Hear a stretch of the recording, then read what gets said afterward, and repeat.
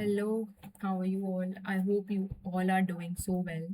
And आप लोगों की preparation for next window September October window and for any upcoming window बहुत अच्छी चल रही होगी. So as I promised, I will bring the revision batch for CMA US Part 1. Yeah, here it is.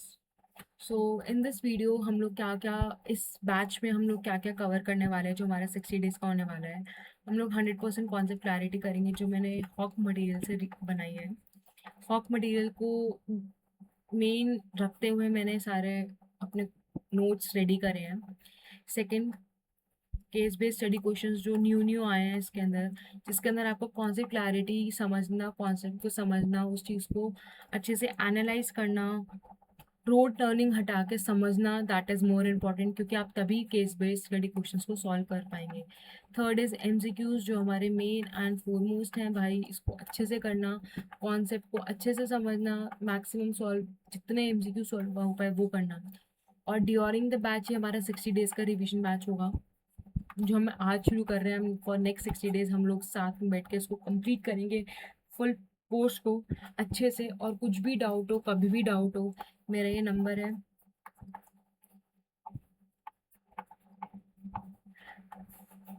उस चीज़ पे मैसेज करना. कभी भी कुछ भी कॉन्सेप्ट में प्रॉब्लम आए, कुछ चीज़ नहीं समझ आ रही है या फिर किसको समझने में प्रॉब्लम हो रहा है, please you can message me any time. And best part about this batch is ये बहुत ही ज़्यादा सस्ता कोर्स है, बहुत ही ज़्यादा कॉस्ट एफिशिएंट कोर्स है, सिर्फ 399 का. For more details again message me on this number. क्योंकि अब ऐसा नहीं है कि हमारे पास 60 डेज कम है या 60 डेज बहुत ज़्यादा है. 60 डेज बहुत अच्छे हैं अगर आपकी रिवीजन बहुत अगर अच्छी भी नहीं है, अगर आपकी रिवीजन ओके ओके है, 50% है, 20% है, I can assure you this batch will boost your confidence बहुत अच्छे से, क्योंकि मैं आपको सब कुछ कवर कराऊंगी in this batch for next 60 days. हम लोग साथ मिलके बैठेंगे, पढ़ेंगे और इस एग्ज़ाम को पक्का से क्लियर करेंगे. आपको कुछ भी डाउट हो, कभी भी डाउट हो, you can message me on my number and my name is Anusha. जय. ठीक है, आप मुझे कभी भी मैसेज कर सकते हैं. मैक्सिमम ज्वाइन करो, इस बैच का बेनिफिट लो, क्योंकि I will be covering every single thing. So first part is financial planning, performance and analytics. So in this part 1 के अंदर हमारे A to E हैं. ये जो 15%, 20% ये सब हमको जो इंस्टीट्यूट ने हॉक मटेरियल में मेंशन किया है, ये हमको ओवरऑल 100% में से मेंशन किया है.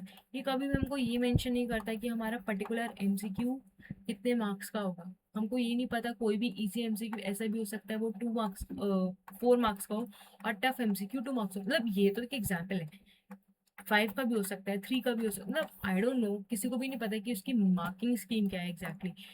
तो लेकिन ये सब चीज़ तभी इजीली सॉल्व हो जाती है अगर आपके पास कॉन्सेप्ट क्लैरिटी होती है.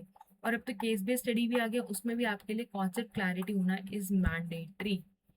मैंडेटरी, क्योंकि आप एमसीक्यू सॉल्व करने से आपको पता चल जाएगा कि आपके किस टाइप के क्वेश्चन है, या फिर अगर कोई क्वेश्चन आता है तो उसको एनालाइज कैसे करना है, उसको समझना कैसे.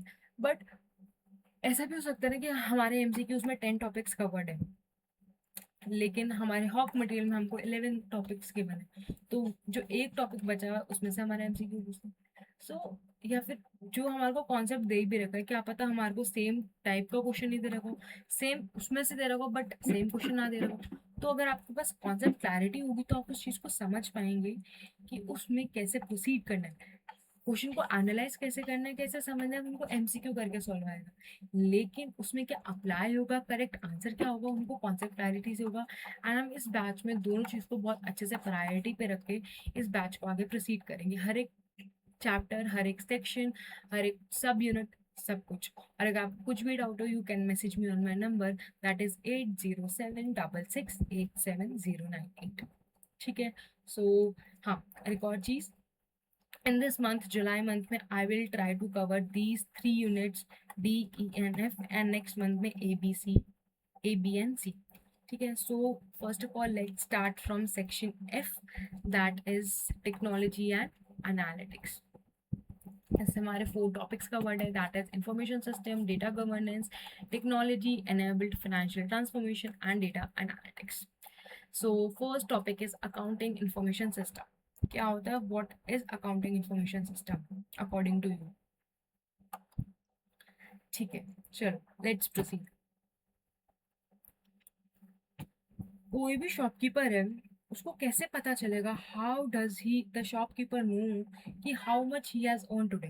कैसे शॉपकीपर को पता चलेगा कि उसने आज कितना अर्न किया है? शॉपकीपर को पता चलेगा उसने अर्न किया है, हाउ मच, उसने अर्न कितना किया है, हाउ मच। उसको कैसे पता चलेगा उसने, शॉपकीपर ने कितना अर्न किया? ठीक है, या तो उसने सेल्स को रिकॉर्ड करके, सेल्स को रिकॉर्ड करेगा वो, या फिर अपने एक्सपेंसेस को रिकॉर्ड करेगा। और कैसे पता चलेगा बताओ? अगर हमको भी, अगर अपना मंथली बजट निकालना होता है, हमको पता होता है कि हमको, अगर हमको कितने भी पैसे मिले तो हमको उसको कैसे यूज करना है, हमको हमने कितना कितना यूज किया, कैसे कैसे यूज किया, हमको कैसे पता चलता है? हम उसका रिकॉर्ड बनाते हैं, हम देखते हैं कि हमारे कितने खर्चे हुए हैं, हम उसमें अब देखते हैं कि हमारे पास कैश कितना था और हमारे पास कैश कितना लेफ्ट। तो शॉपकीपर क्या करेगा? शॉपकीपर छोड़ो, हम अपना खुद का एग्जांपल लेते हैं इसमें। हमारे को फॉर एग्जांपल, अगर हमको मंथ के स्टार्टिंग में,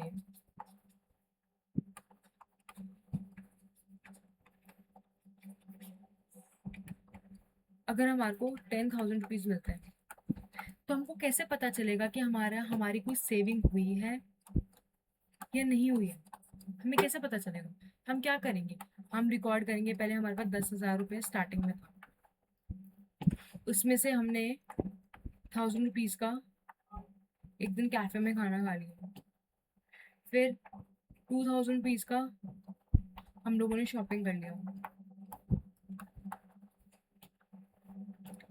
फिर हम देखेंगे, फिर हमने 500 रुपीज का, फिर हमने कुछ बर्गर खा लिया, ठीक है, हमने 250 रुपीज किसी को दे दिए। तो बेसिकली अब इन सबको माइनस करने के बाद हमारा जो बचेगा वही तो हमारा सेविंग्स होगा। हमको कैसे पता चलेगा कि अगर हमने पूरे उसमें कितना कमाया और कितना लूज किया, वो हमें कैसे पता चलेगा? हमारी कॉस्टिंग क्या है, ये सब चीजें हमें कैसे पता चलेगी? ये सब चीजें हमारे को, ये सब रिकॉर्ड करके, ये सब अपने रिकॉर्ड करके, उसको एनालाइज करके, फिर हम डिसाइड करेंगे कि हाँ भाई, अब हमारा इतने का सेविंग हो रहा है, 3,500, ये सब हमारा इतने का सेव हो रहा है। अब हमको नेक्स्ट मंथ, क्या पता हम शॉपिंग में, अब हमारा भाई बहुत कम सेव हो रहा है,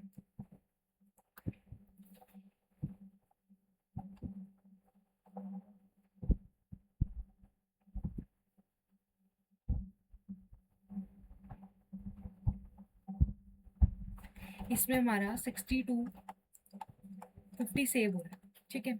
अब ऐसा हो सकता है कि हम लोग बोले कि भाई इसके अंदर जो हमारा शॉपिंग का बहुत ज़्यादा एक्सपेंस था, 2,000 रुपीज़, ये हमको कट डाउन करके हमारा 1,000 रुपीज़ हो सकता है, या इसको कट करके हमारा 1,500 हो सकता है, या फिर जो हम बर्गर खाते हैं इसकी जगह हम कुछ और कट डाउन कर सकते हैं। ऐसा तो नहीं कि हमको हर मंथ बर्गर खाएंगे, तो वो भी हमारा कट। तो हम जब ये सब रिकॉर्ड करते हैं, तो इन सब चीज़ से हमें क्या पता चलता है, जब हम उसका सिस्टमेटिक रिकॉर्ड बनाते हैं, डेटा को कलेक्ट करते हैं कि हमने कहाँ कहाँ करा, स्टोर करते हैं उसको। देखो बेसिकली ये तो हमारा खुद का इंडिविजुअल है, ठीक है। लेकिन जो हम फाइनेंशियल स्टेटमेंट्स बनाते हैं, वो हम बेसिकली बिजनेस के बनाते हैं, कोई भी एक सर्विस सिस्टम उसके बनाते हैं। तो उसके अंदर सो मेनी चीज़ आती है, जिसके अंदर हम कलेक्ट करते हैं, रिकॉर्ड करते हैं, स्टोर करते हैं, उस डेटा को प्रोसेस करते हैं, फिर हम उसमें से रिपोर्ट जनरेट करते हैं। ऐसा नहीं कि हम इंडिविजुअल में ये सब काम नहीं करते, इंडिविजुअल में भी ये सब काम करते हैं, अपने कलेक्ट करते हैं, रिकॉर्ड करते हैं, रजिस्टर मेंटेन करते हैं, उस डेटा को स्टोर करके रखते हैं, फिर उसको अगले अगले मंथ का एनालाइज करते हैं, फिर उस डेटा को प्रोसेस करते हैं, फिर हम अपने रिपोर्ट्स बनाते हैं कि भाई देखो फर्स्ट मंथ में 6,250 हुआ। अगर हम इसके अंदर इसको कॉस्ट कटिंग करके 1,500 रुपये कर दें, अगर अब हम ये जो हमारे 2,000 रुपये हैं, अगर हम इसको कॉस्ट कटिंग करके अगर हम इसके सिर्फ 1,500 रुपये कर दें, तो कितना होगा? 6,750। तो हमारे कितने बढ़ गए, 500 रुपये बढ़ गए, है ना। तो हम ये सब क्या करते हैं, एनालाइज करते हैं, जिससे हम अपना अगली बार का डिसीजन ले पाए। सो ये सब होता है हमारा accounting information system. So accounting information system क्या होता है, accounting information system that collects, records, stores, processes, reports the financial information to help to make the decision। Basically मैं आपको बताती हूँ, सबसे पहला प्रोसेस होता है हमारा बिजनेस ट्रांजैक्शन, ठीक है। कलेक्ट डेटा, हम डेटा को कलेक्ट करते हैं क्या, कि हमारी क्या सेल्स है, क्या हमारी परचेज है, क्या हमारी पेमेंट है, क्या हमारी रिसीट्स है। बेसिकली हमारी जो बिजनेस ट्रांजैक्शन है, कि हम बोलेंगे मिस्टर ए को हमने 10,000 रुपये का सामान बेचा, तो ये क्या हो गई, सेल हो गई।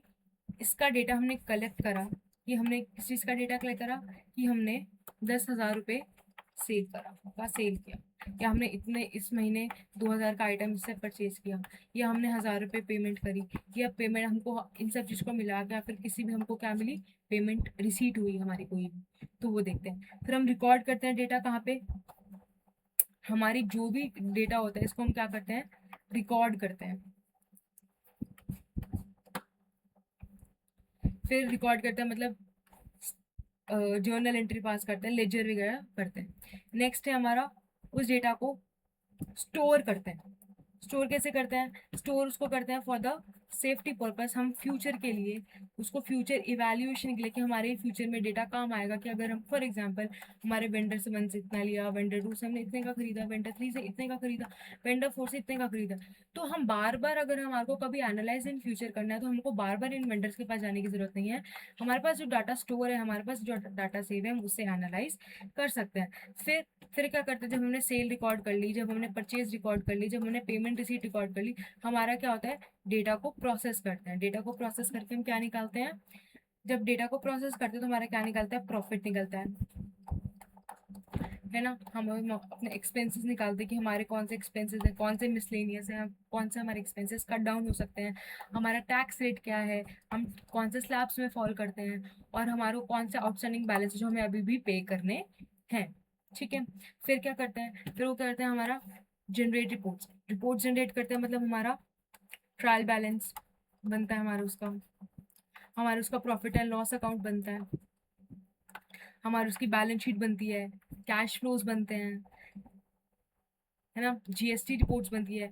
ट्रायल बैलेंस क्या होता है, बेसिकली जो सब चीज़ों को रिकॉर्ड करे। प्रॉफिट एंड लॉस से हमको प्रॉफिट पता चलता है, बैलेंस शीट से हमारे को हमारी फाइनेंशियल पोजीशन पता चलती है, कि हमारे एसेट्स ज़्यादा है या लाइबिलिटी ज़्यादा है। कैश फ्लो से हमको पता चलता है कि हमारे कंपनी के अंदर कितने कैश आ रहा है और कितना कैश जा रहा है, ये हमको कैश फ्लो बताता है।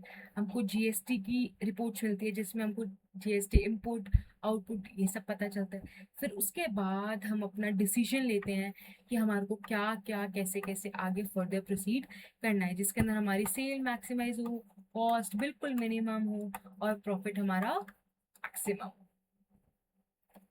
इस पूरे सिस्टम को बोलते हैं अकाउंटिंग इंफॉर्मेशन सिस्टम। जो कहाँ से स्टार्ट होता है हमारा, जो हमारा प्रोसेस कहाँ से स्टार्ट होता है, बिजनेस ट्रांजैक्शन से, किसी ने हमसे कुछ सामान लिया वहां से, या फिर हमने कुछ करा बिजनेस ट्रांजैक्शन, हम उस डेटा को कलेक्ट करते हैं। क्या डेटा हुआ, परचेज सेल पेमेंट वो सब। फिर इस डेटा को रिकॉर्ड करते हैं अपने अकाउंटिंग में, अपने सिस्टम्स में मेंटेन करते हैं, जर्नल एंट्री पास करते हैं। फिर डेटा को स्टोर करते हैं, प्रोसेस करते हैं, कुछ भी पहले हो सकता है। प्रोसेस करते हैं, जब हमने सब कुछ पेमेंट रिसीट सेल्स वगैरह सब देख लिया, तो हम उस डेटा को क्या करेंगे, प्रोसेस करेंगे, है ना। उस डेटा को फिर हम क्या करते हैं, प्रोसेस करते हैं, जिसके अंदर अपना प्रॉफिट एक्सपेंसेस निकालते हैं, कि कौन से हमारे एक्सपेंसेस एक्चुअली ज़रूरी हैं और कौन से हमारे मिसलेनियस हैं, या फिर कौन से हमारे कॉस्ट कटिंग हो सकती है। नेक्स्ट, स्टोर करते हैं data for the future references, कि अगर हमारे को कभी भी इन फ्यूचर कोई भी वेंडर से खरीदना हो या कुछ करना हो, तो हमको फ्यूचर में उसकी पता चल सके, कि हाँ वो इतने का बेचता था, पता चल फ्यूचर हम एनालाइज कर सकें। फिर डिसीजन मेकिंग, फिर हम डिसाइड करते हैं कि हमारे को कौन से वेंडर से खरीदना है, या फिर वो नहीं, वो भी डिसाइड कर सकते हैं, और कि अब किस आइटम के बेच के हमारा सबसे ज़्यादा प्रॉफिट बढ़ रहा है, किसमें सबसे ज़्यादा प्रॉफिट मार्जिन है हमारा, किसके अंदर सबसे ज़्यादा कॉस्ट मिनिमम है। तो इन सब चीज़ को कहते हैं हमारा अकाउंटिंग इंफॉर्मेशन सिस्टम। सो देखो ये रहा अकाउंटिंग इंफॉर्मेशन सिस्टम। क्या होता है अब हमारा अकाउंटिंग इंफॉर्मेशन सिस्टम, रीड करते हैं।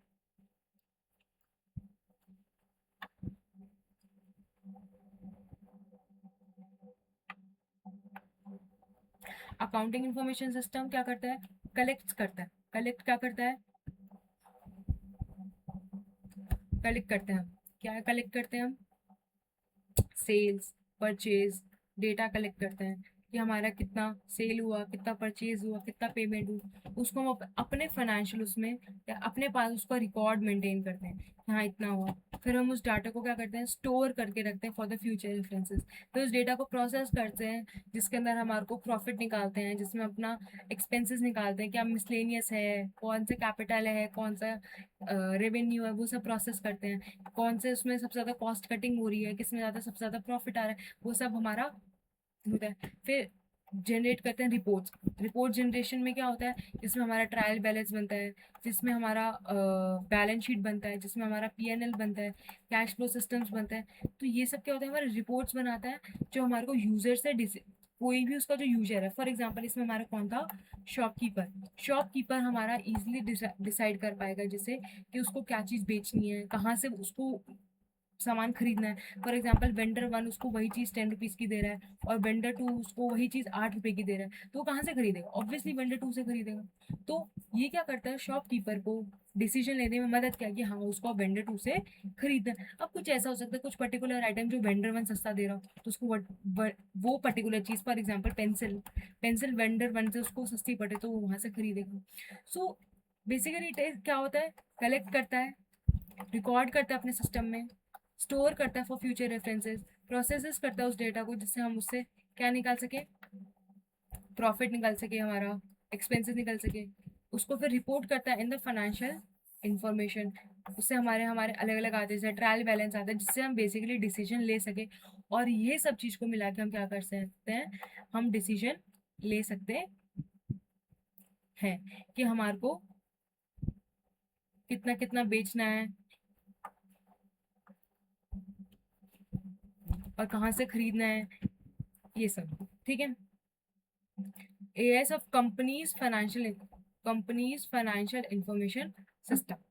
फाइनेंशियल इंफॉर्मेशन बताता है जिसमें उसके फाइनेंशियल पोजीशन बताता है कि उसके सेल्स प्रॉफिट वगैरह कितना होगा। तो ये कैसे कैसे क्वेश्चंस को आंसर करता है, how much do we sell, ये हमारा होगा collection of data. How much expenses हमें बताता है, कितनी इन्वेंट्री लेफ्ट है वो बताता है, क्लोजिंग इन्वेंट्री बताता है कैलकुलेट करके कि हमने ओपनिंग इतना डाला, कंजम्पशन इतना हुआ, हमारा परचेज इतना था, तो हमारे को क्लोजिंग बताएगा। हमने कितना प्रॉफिट करा, ये जो हमको जब हम डेटा को प्रोसेस करते हैं इन्फॉर्मेशन को, तब हमको पता चलता है who owes us some money and whom do we owe money, ये बता दी कि हमको किससे कितना पैसा लेना है, हमको कितना किससे पैसा देना है। नेक्स्ट, अब types of information produced by accounting information system. अब देखो अकाउंटिंग इंफॉर्मेशन सिस्टम में दो टाइप की इंफॉर्मेशन देता है, फाइनेंशियल इंफॉर्मेशन और non financial information. Financial information क्या होती है, जो हमारी पैसों से रिलेटेड होती है, इसको बोलते हैं फाइनेंशियल इंफॉर्मेशन सिस्टम। जैसे हमारा रेवेन्यू बता रहेगा, सेल्स कितनी है, ठीक है, हमारा प्रॉफिट कितना है, ये सब हमको किससे पता चलेगा, ये सब हमको पता चलेगा हमारे पीएनएल से, है ना।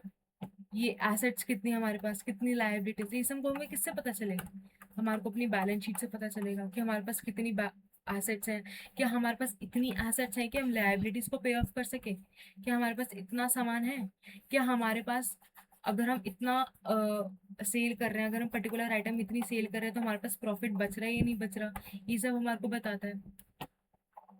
हमारी एसेट्स कौन कौन सी है, ये वो बताती है कि हमारी डिप्रिशिएबल एसेट्स कौन कौन कौन सी है। ठीक है, प्रॉफिट निकालते टाइम हमको बताएगा कि जैसे फॉर एग्जांपल इलेक्ट्रिसिटी एक्सपेंसेस है फिक्स्ड 50,000 हम दे रहे हैं, तो हमको वो बताता है। क्या पता ऐसा कुछ तरीका हो, हम उसको एनालाइज करके हमारे उससे कॉस्ट कटिंग हो सके, है ना।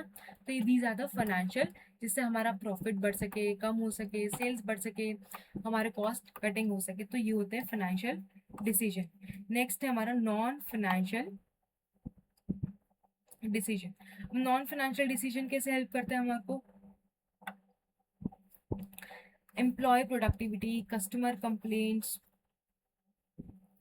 अगर हमने फॉर एग्जांपल हमारी इलेक्ट्रॉनिक्स की दुकान है, हमारी इलेक्ट्रॉनिक्स की शॉप है, उसके बाद हम जब उनको बोलते हैं फीडबैक देने को, हम आफ्टर सेल सर्विसेज देते हैं या फिर कुछ भी बताते तो हमारे को वो फिर हमें पता चलता है जब हम रिकॉर्ड करते हैं हमारे पास आफ्टर सेल सर्विसेज या फिर सर, और फिर उसके बाद हमारी सबसे ज़्यादा डिफेक्टिव पीसेस या फिर हमारी सबसे ज़्यादा सर्विसेज जो हमारे फ्रिज में आई, तो हमारा सबसे ज़्यादा आइटम कौन सा खराब हुआ? फ्रिज हुआ, क्योंकि हमको उसमें सबसे ज़्यादा सर्विसेज करने जाना पड़ रहा है ना।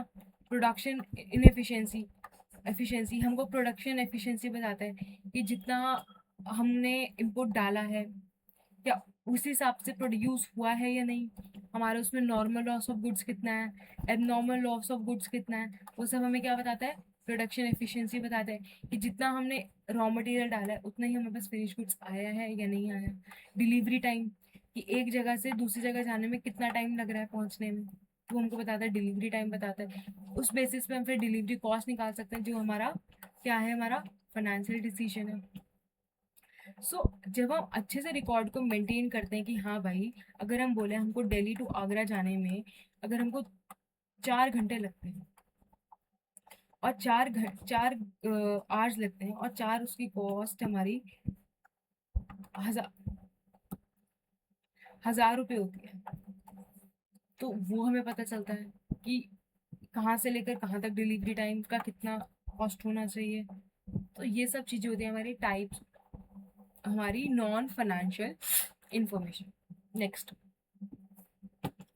Characteristics of good accounting information system. जब हमारी अकाउंटिंग इंफॉर्मेशन सिस्टम, जब हम रिकॉर्ड अच्छे से करेंगे, डेटा को कलेक्ट अच्छे से करेंगे, जब उसके रिपोर्ट्स अच्छे से बनाएंगे, जब उसका डिसीजन अच्छे से लेंगे, तो क्या होगा हमारे बिजनेस में, क्या होगा बेनिफिट? हमारी जो बिजनेस होगी वो एक्यूरेट होगी, लोग इस पर रिलायबल करेंगे। जैसे बड़ी बड़ी कंपनीज है, शॉप तो एक छोटा सा एग्जाम्पल है, जो बड़ी बड़ी जैसे टाटा और रिलायंस ऐसी बड़ी कंपनीज है, जब ये सब चीज उनके साथ भी ये सब होता है, वो भी रिकॉर्ड करती है सेल्स को, वो भी कलेक्ट करती है डेटा, वो भी डिसीजन मेकिंग रिपोर्ट जनरेशन करती है, तो क्या होती है जब वो ये सब करती है तो एक्यूरेट होता है। ऐसा नहीं होता कि अगर हमें 10,000 है तो उसको हमने 1000 लिख दिया, नहीं ऐसा नहीं होता। रिलायबल, लोग इस पर रिलाय करते हैं, टाइमली हम उनको डेटा दे पाते हैं जब उनको चाहिए। जब भी हमारे क्या कहते हैं फाइनेंशियल्स को या फिर क्या कहते हैं डिसीजन, जब हम क्या कहते हैं वो लिस्टिंग करनी होती है या फिर जब हम अपने शेयर को लिस्ट वो करते हैं, तब टाइमली हम अपना डेटा दे पाते हैं।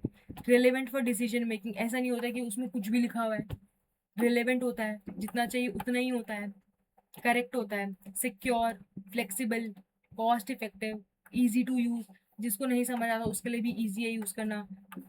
स्टार्टिंग में इनिशियल कॉस्ट महंगा है बट लेकिन कॉस्ट इफेक्टिव है, लॉन्ग टर्म प्रोसेस है, फ्लेक्सिबल है, जैसा चाहिए हो, जो जो चाहिए, ड्रामेटिक फॉर्म में चाहिए, कैसा भी चाहिए वो मिल जाता है हमें। तो these are the characteristics of good accounting information system. Next, हमारा क्या टॉपिक है? Value chain. क्या टॉपिक है हमारा? Value chain. Basically value chain क्या होता है? What is the meaning of value chain?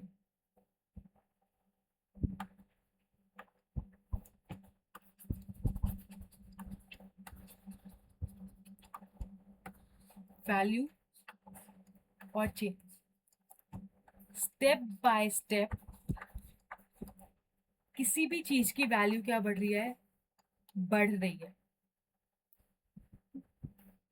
अगर हम किसी भी चीज को स्टेप बाय स्टेप उसमें प्रोसेस किया जाए तो उसकी वैल्यू क्या हो रही है?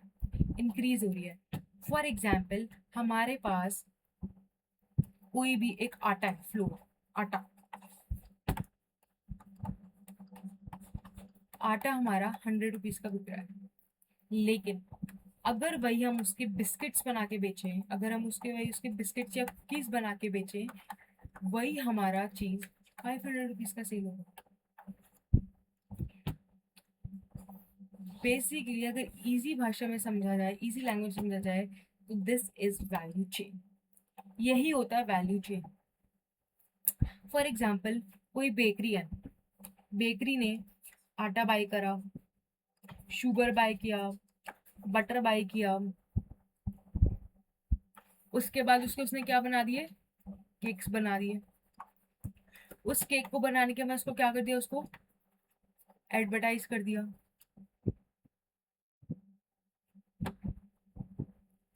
उसको एडवर्टाइज कर दिया, फिर उसके बाद उसको सेल कर दिया मार्केट में। ठीक है, ये क्या है, अब इस सब चीज को करके जो 100 रुपए का आटा था उसकी भी वैल्यू क्या हो जाएगी, 500 रुपये बढ़ जाएगी, है ना। तो बेसिकली जो step by step sequence of activities that adds value to the product, sequence of activities बहुत सारी चीजें एक साथ हो रही है जो वैल्यू कर रही है प्रोडक्ट में ऐड, उसको बोलते हैं वैल्यू चेन। ठीक है, बेसिकली फॉर एग्जाम्पल एक और एग्जाम्पल समझो, जैसे ये तो बेकरी का एग्जाम्पल था, एक और एग्जाम्पल समझो, जैसे फॉर एग्जाम्पल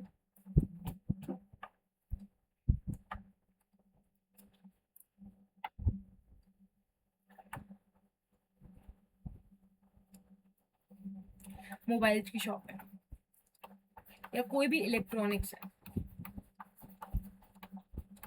अब उसके अंदर वो क्या होगा, अगर वो मैन्युफैक्चरिंग है तो क्या करेगा, रॉ मटेरियल बाय करेगा, चिप्स ले ली, बैटरी ले ली, अलग अलग टाइप की बॉडी ले ली, ये सब ले लिया, ये कुछ नहीं बिकेगा उसका। फिर उसने क्या करा, मैन्युफैक्चर करा फोन को, ये सब चीजें अगर उसको 200 का बेचता, अगर वो कोई भी चीज को अगर वो 200 में बैटरी को बेचेगा, लेकिन वही अगर उसने सब चीज को मिला के उसको मैन्युफैक्चर करके एक फोन बना दिया, वही उसको कितने में बेचेगा, 20,000 रुपीज में बेचेगा। ठीक है, फिर थर्ड, फिर वो क्या करेगा, जब उसने बना लिया फिर उसको क्या करेगा, डिलीवर करेगा, कहाँ डिलीवर करेगा, रिटेल स्टोर्स पे करेगा फॉर एग्जाम्पल। ठीक है, रिटेल स्टोर्स पे करेगा, उसके बाद फिर वो क्या करेगा, उसकी प्रोडक्ट की क्या करेगा, एडवर्टीजमेंट करेगा, होर्डिंग बोर्ड पे लगाएगा, अलग अलग पैम्फलेट छपवाएगा, उसके इंस्टाग्राम पे, फेसबुक पे, व्हाट्सएप पे एडवर्टीजमेंट कराएगा, जिससे क्या हो, बहुत एंगेजिंग हो, लोगों को अट्रैक्ट करे, लोग उससे ज्यादा खरीदे। नेक्स्ट, फिर क्या होगा, फिर वो प्रोडक्ट को क्या हो जाएगा, वो सेल हो जाएगा, सेल कर देगा। ठीक है, फिर अगर कुछ फोन के अंदर कुछ भी हो गए तो आफ्टर सेल सर्विसेज देगा। So basically all the steps जिसके अंदर वो रॉ रॉ मटेरियल बनाएगा, रॉ मटेरियल से लेकर आखिरी स्टेप तक जो जो वैल्यू ऐड कर रहा है उस पर्टिकुलर चीज के, एक पर्टिकुलर प्रोडक्ट के अंदर जो वैल्यू ऐड कर रहा है उसको बोलते हैं वैल्यू एनालिसिस। जो एक steps particular value of product की, मतलब प्रोडक्ट की वैल्यू को इंक्रीज कर रहा है, उसको बोलते हैं वैल्यू चेन या वैल्यू एनालिसिस। ठीक है, सो क्या हो गया वैल्यू चेन, वैल्यू चेन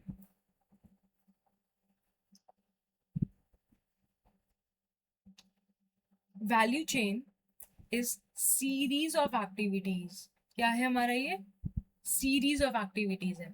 ठीक है, क्यों, पहले उसने मैन्युफैक्चर करा, फिर उसको उसने क्या करा, पहले आपका रॉ मटेरियल है, ठीक है, आप उसने रॉ मटेरियल लिया, फिर आपने उसके अंदर कुछ सर्विसेज करी, फिर आपने उसको क्या करा, फिर आपने उसको फिनिश गुड्स बनाया, फिर आपने उसको रिटेलर को बेचा, फिर रिटेलर ने फिर क्या करा, आपने उसको एडवर्टीज करा, ठीक है, फिर उसको कस्टमर को सेल किया, फिर उसको आफ्टर सेल सर्विसेज दी।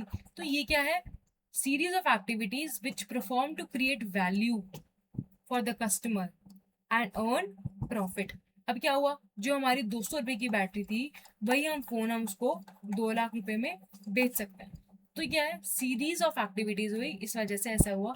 ये रॉ मटेरियल का कुछ भी काम नहीं था, लेकिन अगर हम जब उसके इतने सारे प्रोसेसेस कर ले तो उसकी वैल्यू भी क्या हो गई, इंक्रीज हो गई।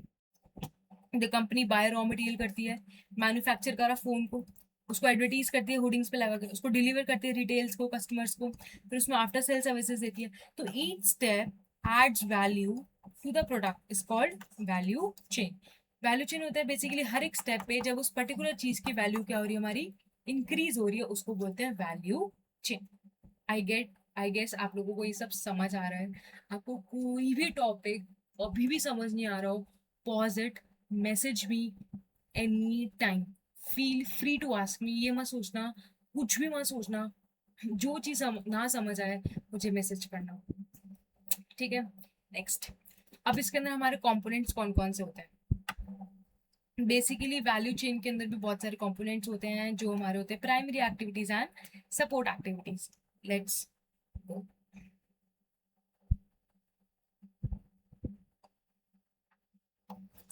Inbound logistics. इनबाउंड लॉजिस्टिक्स का क्या मतलब होता है, जब हम रॉ मटेरियल अपने वेयर हाउस में लेकर आते हैं। इनबाउंड मतलब रॉ मटेरियल लेकर आना, इनवर्ड। हमारे जब फैक्ट्री के अंदर हमारे में माल आता है उसको बोलते हैं इनबाउंड लॉजिस्टिक्स। ऑपरेशंस, उसका क्या मतलब है, हमारे पास बैटरी आ गई, हमारे पास सेल्स आ गए, हमारे पास स्क्रीन आ गई, हमारे पास स्क्रीन गार्ड, फिर अब उन सबको ऑपरेशंस करते हैं, उसके बाद काम करते हैं और उससे हम क्या बनाते हैं, एक फोन बनाते हैं। तो ये हो गया हमारा ऑपरेशन। उन सबको असेंबली करते हैं, एक साथ असेंबल करते हैं, ठीक है। मैन्युफैक्चरिंग इक्विपमेंट मैनेजमेंट असेंबली हो गया, उन सबको करते हैं। नेक्स्ट हमारा आउटबाउंड। आउटबाउंड क्या होता है, जो अब हमारा फिनिश गुड्स बन गया, जो हमारा फोन बन चुका है, मोबाइल फोन बन चुका है, उसको हम क्या करते हैं, जो जो ऑर्डर है उसको ऑर्डर की फुलफिलमेंट करते हैं, उनको भेजते हैं, शिपिंग करते हैं। अब हमारा जो बन रहा है वो हमारा दिल्ली में बन रहा है, ठीक है, लेकिन अब हमारे को उसको कहाँ देना है, कर्नाटका, ठीक है। हम उसको कहाँ देना है, हम उसको कर्नाटका देना है, ठीक है। तो हम वो करते हैं। फिनिश गुड्स स्टोरेज अपने पास रखते हैं, मार्केटिंग एंड स्किल एडवर्टीजमेंट करते हैं, आफ्टर सेल सर्विसेज करते हैं, हम उनको वारंटी प्रोवाइड करते हैं। हम अगर हम कोई भी फोन जाते हैं क्या बोलते हैं, 1 ईयर वारंटी, 3 ईयर वारंटी, हम उसको ये सब प्रोवाइड करते हैं, है ना। ये सब हो गया। Next, support services. Support services क्या होती है, इंफ्रास्ट्रक्चर, जैसे planning, financing, accounting, technology develop, R&D करते हैं कि हमारे के लिए क्या बेटर है। ह्यूमन रिसोर्स, हम अलग अलग एम्प्लॉयज को हायर करते हैं, हमारी मार्केटिंग टीम हायर करते हैं, हम उसके लिए अलग अलग HR हायर करते हैं, ठीक है। फिर प्रोक्योरमेंट, हम रॉ मटेरियल हम कहाँ से लेंगे वो हम देखते हैं। तो ये सब चीजें होती है हमारी, जो किसी भी प्रोडक्ट के रॉ मटेरियल को फिनिश गुड्स बनाने में क्या करती है, वैल्यू ऐड करती है, ठीक है। So all these are the points जो हमारे रॉ मटेरियल को फिनिश गुड्स बनाने में हमारी क्या करती है, वैल्यू ऐड करती है। First point is inbound logistics. Inbound logistics क्या होता है, हम रॉ मटेरियल अपने लेकर आ रहे हैं। ऑपरेशंस का क्या मतलब हुआ कि हमने उसको रॉ मटेरियल को हमने फिनिश गुड्स में कन्वर्ट किया। आउटबाउंड मतलब अब हमारा जो फिनिश गुड्स बन गया है उसको हमने रिटेलर तक पहुंचाया, कस्टमर तक पहुंचाया, अलग रिटेल शॉप से अलग अलग स्टेट्स में पहुंचाया। मार्केटिंग एंड सेल्स में क्या करते हैं, हम लोग उसको एडवर्टीज करते हैं, आफ्टर सेल्स वारंटी देते हैं, ये सब देते हैं। सर्विसेज में क्या करते हैं, सॉरी मार्केटिंग में क्या करते हैं, उसमें एडवर्टीज करते हैं, और सर्विसेज में क्या करते हैं, उनको वारंटी देते हैं, आफ्टर सेल सर्विसेज देते हैं, हम ये सब करते हैं। नेक्स्ट, अब इन सबको सपोर्ट करने के लिए क्या क्या होता है, ये तो खुद तो हो नहीं सकता। इंफ्रास्ट्रक्चर, हमारे पास ऐसी प्लानिंग कंपनी होगी, हमारे पास बिल्डिंग होनी चाहिए, हमारे पास ऐसे फाइनेंशियल सिस्टम्स होने चाहिए, या फिर हमारे पास ऐसे सॉफ्टवेयर होने चाहिए जहाँ पे हम ये सब कर सकें। टेक्नोलॉजी डेवलपमेंट, हम R&D कर करके देखते हैं कि हमारे लिए कौन सा सस्ता पड़ता है, कौन सा हमारे लिए बेटर है, हमारी कंपनी के लिए, हमारे बिजनेस के लिए। फिर ह्यूमन रिसोर्स, हम अलग अलग पेरोल्स के लिए अलग बनाते हैं, हम क्या कहते हैं, मार्केटिंग टीम के लिए अलग बनाते हैं, अकाउंटिंग टीम के लिए अलग बनाते हैं, ऑडिटिंग टीम के लिए अलग लोग हायर करते हैं, तो ये सब करते हैं। फिर प्रिक्योरमेंट देखते हैं कि हमको रॉ मटेरियल कहाँ से लेना चाहिए, कैसे कैसे लेना चाहिए, और फिर उसके बाद हम थोड़ा बहुत प्रॉफिट मार्जिन रख के हम बेच सकते हैं, ठीक है। आई गेस ये पूरा वैल्यू एनालिसिस समझ आ चुका है अब तक। वैल्यू एनालिसिस क्या होता है, सीरीज ऑफ एक्टिविटीज होती हैं जो रॉ मटेरियल को फिनिश गुड्स में कन्वर्ट करने के लिए बीच में जो भी वैल्यू ऐड करते हैं, जो 2000 से 2 लाख रुपए तक का हम उसमें तो कॉस्ट चार्ज कर पाए, तो उसको बोलते हैं वैल्यू एनालिसिस, जो वैल्यू को क्या करता है हमारे इसमें ऐड करता है। Next, why is value chain important, क्यों इंपॉर्टेंट है, बिकॉज इस क्या करता है, रिड्यूस कॉस्ट करता है। कस्टमर सेटिस्फैक्शन, अगर आप 200 रुपये का कुछ दोगे, 2000 रुपये की बैटरी दे दो, वही अगर आप 12,000 का बहुत अच्छा अगर फोन निकाल लो, तो लोग उसके अंदर खुश होंगे, like they will buy it. Product की क्वालिटी इंप्रूव होती है, हमको वेस्ट पता चलता है कि कौन कौन सा हमारा नॉर्मल है, एबनॉर्मल है, और कौन सा वेस्ट को हम कम कर सकते हैं। कॉम्पिटिटिव एडवांटेज, कॉम्पिटिटिव एडवांटेज का मतलब होता है कॉम्पिटिटर से बेटर, ये सब होता है कॉम्पिटिटिव एडवांटेज। प्रॉफिट हमारा बढ़ जाता है, क्यों? अगर हमारा हर काम सिस्टमैटिकली चलेगा, हमको पता है कैसे कैसे करना है, ऑब्वियसली हमारी कॉस्ट कटिंग होगी, जिस वजह से क्या होगा, हमारे प्रॉफिट के मार्जिन बढ़ जाएंगे। अगर हमको पता है कि हमारे वारंटी के अंदर अगर हम ई करते हैं तो हमारा 1000 रुपीज लगता है, अगर हम बोले कि अगर हमारे इस वाले फोन में इतने लगते हैं, इस वाले फोन में इतने लगते हैं, इस वाले फोन, अगर हमको ये सब पहले से क्लासीफाई करके रखें और हम एक साथ बल्क में सब कुछ करेंगे तो हमारा सब कुछ कॉस्ट रिडक्शन होगा, प्रॉफिट का मार्जिन ज़्यादा बचेगा, प्रोडक्ट की क्वालिटी इंप्रूव होगी। तो इसलिए हमारा वैल्यू चेन हमारा इम्पोर्टेंट है। नेक्स्ट, हमारा वैल्यू चेन और accounting information system are interrelated. How? Value chain का क्या मतलब होता है? वैल्यू चेन का मतलब होता है जो भी स्टेप बाय स्टेप हमारे रॉ मटेरियल से लेके प्रोडक्ट के अंदर बेसिकली जो वैल्यू ऐड होती रहती है, जिससे उसकी वैल्यू बढ़ जाती है, उसको बोलते हैं वैल्यू चेन। नेक्स्ट है हमारा accounting information system. Accounting information system क्या होता है? जिसके हम डेटा को रिकॉर्ड करते हैं, कलेक्ट करते हैं, और क्या करते हैं, और रिपोर्ट्स जनरेट करते हैं, हम डिसीजन लेते हैं कि हमें कैसे करना है। तो इन दोनों का बीच का रिलेशन देखते हैं कैसे। नेक्स्ट, फर्स्ट स्टेप होता है प्रोक्योरमेंट। रॉ मटेरियल लिया हमने,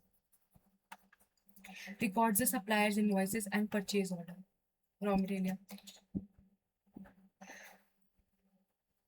बेसिकली प्रोक्योरमेंट में क्या कह रहा है ये? Record suppliers invoices and purchase order. अगर हमको बेसिकली फॉर एग्जाम्पल ये समझो, हमको ABC एक लिमिटेड है, वो हमारे को दे रहा है, तो हम उससे इनवॉइसेस लेते हैं, परचेज ऑर्डर हम लेते हैं, वो हम रिकॉर्ड करते हैं। इनबाउंड हमको क्या इन्वेंट्री लेनी है, कितनी इन्वेंट्री लेनी है, अब हमारा मिनिमम, जैसे फॉर एग्जांपल हम 10 मंगाते हैं और हम देखते हैं कि हमारी जब 2 से इन्वेंट्री कम पहुंचे तो हम नेक्स्ट ऑर्डर करते हैं। तो ये कौन हेल्प करता है हमको ट्रैक करने में? ये हमारे को AIS अकाउंटिंग इंफॉर्मेशन सिस्टम होता है, ट्रैक्स इन्वेंट्री रिसीव्ड, कि हमको कितनी इन्वेंट्री आई है, कितनी हमारी मिनिमम लेवल पे पहुंचे कि हमको नेक्स्ट ऑर्डर करना है वो। ऑपरेशंस, ऑपरेशंस क्या बताते हैं कि हमारा प्रोडक्शन कॉस्ट कितना होगा, वर्क इन प्रोग्रेस कॉस्ट कितना होगा, ये सब बताता है। आउटबाउंड डिलीवरी कॉस्ट कितना होगा। बेसिकली जब रॉ मटेरियल बन जाता है, फिनिश गुड होता है, उसको जब हम अलग अलग रिटेलर्स को देते हैं तो वो तो हमारा आउटबाउंड लॉजिस्टिक्स, तो उसको रिकॉर्ड करते हैं कि उसके डिस्पैचेस को, उसके डिलीवरी कॉस्ट को। मार्केटिंग है, सेल्स कैसे रिकॉर्ड करते हैं उसमें, जिसमें हम अपनी मार्केट एडवर्टीजमेंट कर सके, रिकॉर्ड सेल्स करते हैं, customer payment, revenue. Customer services, after sale services हो गई, वारंटी हो गया कि 1 ईयर वारंटी देते हैं, रिटर्न पॉलिसी देते हैं हम लोग, सर्विसेज एक्सपेंसेस भी हम उसके अंदर इंक्लूड करके देते हैं। HR मैनेजमेंट, जिसमें हम पे रोल देते हैं, एम्प्लॉय कॉस्ट देते हैं कि हमको कितना उसको देना है पैसा, एम्प्लॉय को क्या क्या कॉस्ट देनी, पैसा देना है, कितना उनका सैलरी, ये सब। टेक्नोलॉजी देखते हैं कि हमारे को अपनी कंपनी के अंदर कौन सा ERP सिस्टम लेके आना है। इंफ्रास्ट्रक्चर, फाइनेंशियल रिपोर्ट्स और स्ट्रैटेजिक डिसीजन। फाइनेंशियल रिपोर्ट जैसे ट्रायल बैलेंस हो गया हमारा, बैलेंस शीट हो गया, P&L हो गया, ये सब। ठीक है।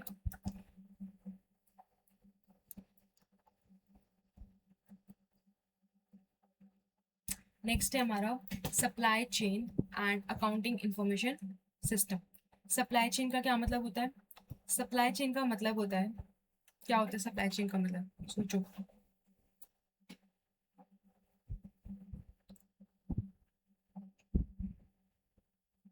आप इस वाले को,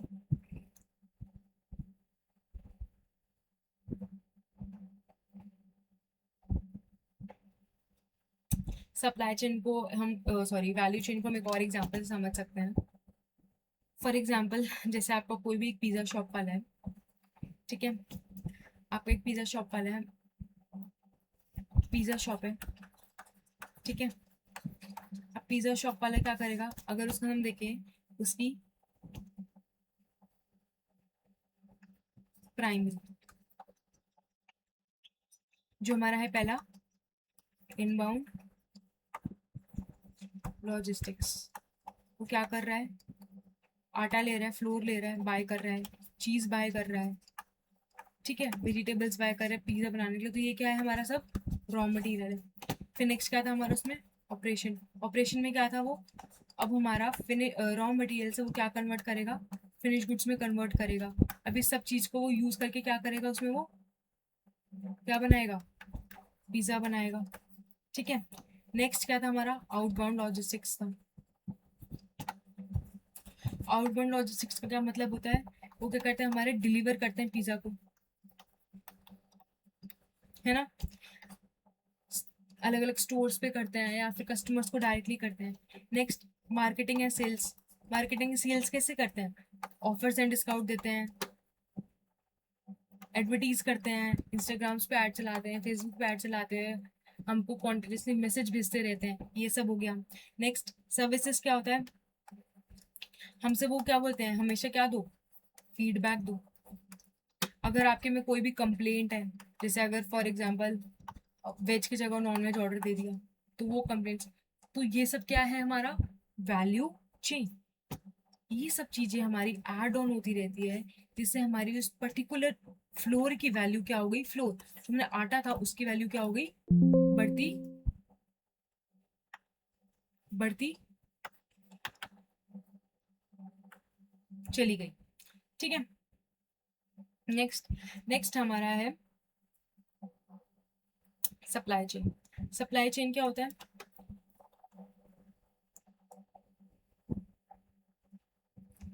yes, next topic is supply chain.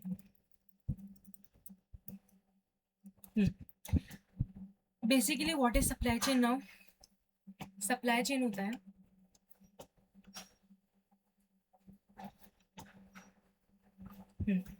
Next topic is हमारा सप्लाई चेन। आगे बढ़े, सप्लाई चेन।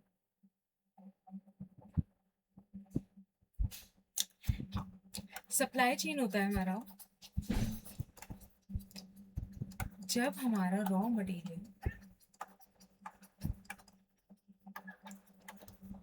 जिस तरह से हमारे कस्टमर तक पहुंचता है उसको बोलते हैं supply chain. Complete flow of goods, goods का इंफॉर्मेशन और मनी,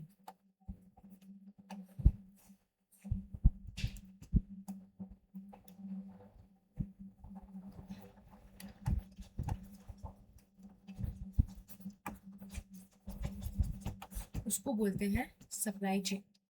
जब हमारे फिनिश गुड्स हमारे कस्टमर तक पहुंचते हैं, उस पूरे प्रोसेस को बोलते हैं हम सप्लाई चेन। ठीक है, समझ आया। इसके अंदर कौन कौन होता है, पहला होता है हमारा सप्लायर।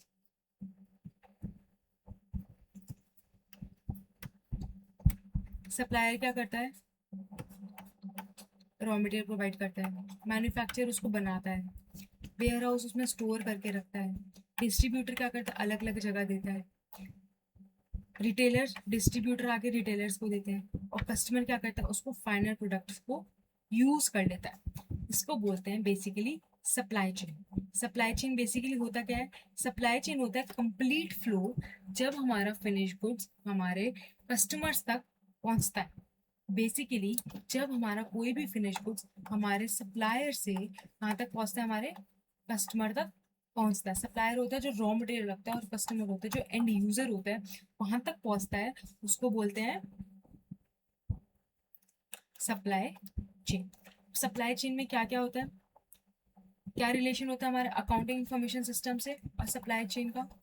सप्लाई चेन हमने क्या पढ़ा, वो पूरा प्रोसेस जिससे हमारा कोई भी प्रोडक्ट हमारे सप्लायर से कहाँ तक पहुँचता है, कस्टमर तक। और अकाउंटिंग इंफॉर्मेशन सिस्टम होता है जब हमारा हम डेटा को रिकॉर्ड करते हैं, कलेक्ट करते हैं, उसकी जनरेशन रिपोर्ट्स बने आते हैं, फिर डिसीजन लेते हैं, फिर उस डेटा को स्टोर प्रोसेस सब कुछ करते हैं, इसको बोलते हैं हम अकाउंटिंग इंफॉर्मेशन सिस्टम। तो बेसिकली परचेजिंग, अगर हमने कोई भी रॉ मटेरियल परचेज किया तो उसका परचेज ऑर्डर देना, उसका सप्लायर के इन्वॉइसेस लेना, उससे पेमेंट देखना, रिसीविंग मटेरियल, हमने मटेरियल आ गया अब हमारे पास, तो हम उसको इन्वेंट्री को अपने पास रिकॉर्ड कर लेना, कि हाँ हमारे पास इतना मटेरियल आ चुका है। इन्वेंट्री मैनेजमेंट, हमारे स्टॉक्स लेवल कितने हैं, कहीं हमारे बिलो तो नहीं हो गए, जितना हमको चाहिए उससे ज़्यादा बिलो तो नहीं हो गए, जितना हमारे पास मिनिमम रहता है उससे बिलो तो नहीं हो गए। रीऑर्डर पॉइंट, इन्वेंट्री वैल्यू, जितना हमारा माल पड़ा है गोडाउन में वो कितना वैल्यू का है। प्रोडक्शन, अब जब प्रोडक्शन करेंगे किसी भी चीज़ के, अगर फ़ोन को बनाएंगे तो उसके अंदर मटेरियल कितना कैलकुलेट हो रहा है, कितना लेबर कॉस्ट है, कितना ओवरहेड कॉस्ट है, कितना हमारे पास इलेक्ट्रिसिटी लग रहा है, कितना मशीन लग रहा है, ये सब कैलकुलेट करना। वेयर हाउसिंग, अगर हमने बना बना के सामान एक जगह टिका दिया तो उसका हमारा वेयर हाउसिंग कॉस्ट 10,000 रुपये जा रहा है, तो उधर देखना। इन्वेंट्री, इन्वेंट्री मूवमेंट उधर से कितना कितना कहाँ कहाँ जा रहा है, उधर की स्टोरेज कॉस्ट कितनी है, जैसे मैंने बोला 1,000 रुपीज़, तो वो कितने पीसेस का 1,000 रुपीज़ ले रहा है, तो वो सब देखना। So basically, these are the supply chain activities. Purchase होना, फिर उसको रॉ मटेरियल में, ये क्या हो रहा है, रॉ मटेरियल से हमारा एंड कस्टमर तक जा रहा है जब तक हमको पेमेंट नहीं मिलता। और ये होता है, ये अकाउंटिंग का सिस्टम होता है, ये सब चीज़ों में ये कैसे सपोर्ट करता है, ये क्या हेल्प करता है। नेक्स्ट मैनेजमेंट डिसीजन हो गया कि हम उसको कैसे कॉस्ट कंट्रोल कैसे कर सकते हैं, उसकी बजटिंग देखते हैं कि हम उसको जैसे हमने एस्टिमेट किया था उसके अकॉर्डिंग कितना है, फिर प्लानिंग करते हैं, फ्यूचर प्लानिंग। सप्लायर्स पेमेंट, हम देखते हैं कि हमारे कितने अकाउंट पेबल है, कितना हमको कैश मिला, कितना हमें अभी भी फ्यूचर में लेना है, कब तक लेना है, हमारी ड्यू डेट्स क्या है, 30 डेज है, 60 डेज है, 1 मंथ है, क्या क्या है। ठीक है, ट्रैक रिसीवेबल्स, अगर हमने किसी ने हमसे लिया है तो हमको उससे कितना पैसा लेना है। ठीक है, ये सब इनवॉइसेस जनरेट करना, सेल्स के रिकॉर्ड्स, रेवेन्यू करना, डिस्ट्रीब्यूशन के टाइम पे फ्रेट देखना, हमारा आने जाने का खर्चा कितना है, डिस्पैच, लॉजिस्टिक्स कॉस्ट, कि माल को उतारने का, चढ़ाने का खर्चा, कार्टन का खर्चा, पैकेजिंग का खर्चा, ये सब कितना है, ये सब हमको कौन बताता है। बेसिकली ये सारे हमारे स्टेप्स होते हैं जो वैल्यू को ऐड करते हैं, और ये सारे वो स्टेप्स होते हैं जो ये सब चीज़ को हमको असिस्टेंस प्रोवाइड करते हैं। नेक्स्ट, बेनिफिट्स क्या होता है इससे हमारा, अगर हम अकाउंटिंग ढंग से रिकॉर्ड वगैरह करेंगे तो हमारे सप्लाई चेन मैनेजमेंट में क्या क्या बेनिफिट होगा। इन्वेंट्री कंट्रोल होगा, हमको रियल टाइम स्टॉक पता चलेगा कि हमारे उसमें उस टाइम कितना स्टॉक बचा हुआ है ना। हमको पता चलेगा कि हमारे पास कितना हमको मंगाना है, कितना हमको परचेज करना है, कितना हमारा सेल हो गया, हमको ऑन द स्पॉट स्टॉक की वैल्यू पता चलेगी। Prevent stock outs and excess inventory, अगर हमारी एक्सेस इन्वेंट्री तो हमें पता चलेगी कि भाई इसका बहुत ज़्यादा माल पड़ा है, पड़ा पड़ा खराब हो रहा है, तो वो पता चलेगा। और जितना माल कम है हम वो और मंगा सकते हैं अगर हम ढंग से मेंटेन करेंगे रिकॉर्ड्स को। कॉस्ट कंट्रोल, कितना हमें मंगाना है, कितना हम उसमें से प्रोड्यूस करना है। लॉजिस्टिक कॉस्ट क्या होगी, मतलब उसको ट्रांसपोर्टिंग की कॉस्ट क्या होगी, हम वो देखेंगे कि हम अलग अलग वेंडर से कंट्रोल देख कर, फिर हमारे लिए कौन सा बेनिफिशियल है वो देखेंगे हम। आइडेंटिफाई कॉस्ट सेविंग अपॉर्चुनिटीज देखेंगे कि हम अगर वेंडर 1 से कर रहे हैं, वेंडर 2 से कर रहे हैं, तो दोनों में से सेफ कौन सा है। ये हमको फास्टर डिसीजन में मदद करता है, क्यों, क्योंकि हमारे को ये पूरा एनालिसिस दे देता है, हमको कुछ वो नहीं करना होता, हमको बता देते कि ऐसे ऐसे ऐसे ऐसे करना है। उसके लिए डिसीजन मेकिंग जरूरी है। हमको फास्ट टाइम भी बताता है, जल्दी जल्दी बताता है। फोरकास्टिंग बता देता है, हमारे को पाई चार्ट के फॉर्म में बता देगा, बार चार्ट के फॉर्म में बता देगा, कैसे भी बता देता है, जिससे हमारी डिसीजन मेकिंग ईजी हो जाती है।